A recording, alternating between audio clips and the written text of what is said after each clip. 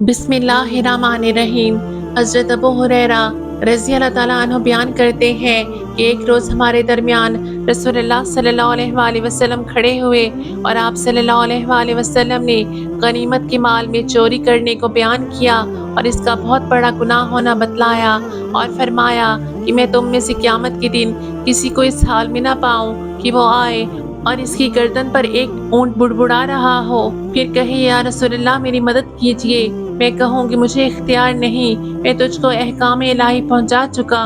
قیامت کے دن میں تم کو ایسی حالت میں نہ پاؤں کہ گھوڑا تمہاری گردن پر سوار ہو اور وہ ہنہنا رہا ہو اور تم کہہ رہے ہو یا رسول اللہ فریاد رسی کیجیے، اور میں کہوں میں تمہارے لیے کچھ نہیں کر سکتا۔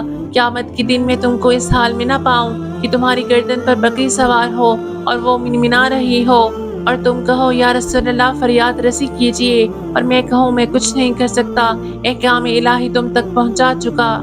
میں قیامت کے دن کسی کو اس حال میں نہ پاؤں کہ کوئی جان چھوڑ کرتی تمہاری گردن پر سوار ہو اور تم کہو یا رسول اللہ فریاد رسی کیجیے، اور میں کہوں کہ میں کچھ نہیں کر سکتا، میں نے تو حکم پہنچا دیا۔ کسی کو قیامت کے دن اس حال میں نہ پاؤں کہ وہ آئے اور اس کی گردن پر کپڑے لدے ہوئے ہوں جو حرکت کر رہے ہوں، پھر کہے یا رسول اللہ میری فریاد رسی کیجیے۔ میں کہوں کہ میں کچھ نہیں کر سکتا، میں نے احکام الہی پہنچا دیا۔ میں کسی کو تم میں سے قیامت کے روز اس حالت میں نہ پاؤں کہ سونا چاندی اس کی گردن پر لدا ہوا ہو، وہ آئے اور کہے یا رسول اللہ میری مدد کیجیے، اور میں جواب دوں گی میں تمہارے لیے کچھ نہیں کر سکتا، میں نے احکام الہی پہنچا دیے۔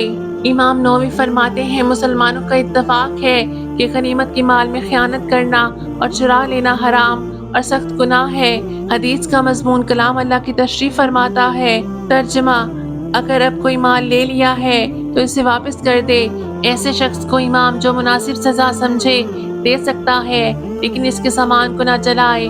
امام مالک، شافعی، ابو حنیفہ، صحابہ کرام رضی اللہ عنہما اور تابعین کا یہی قول ہے۔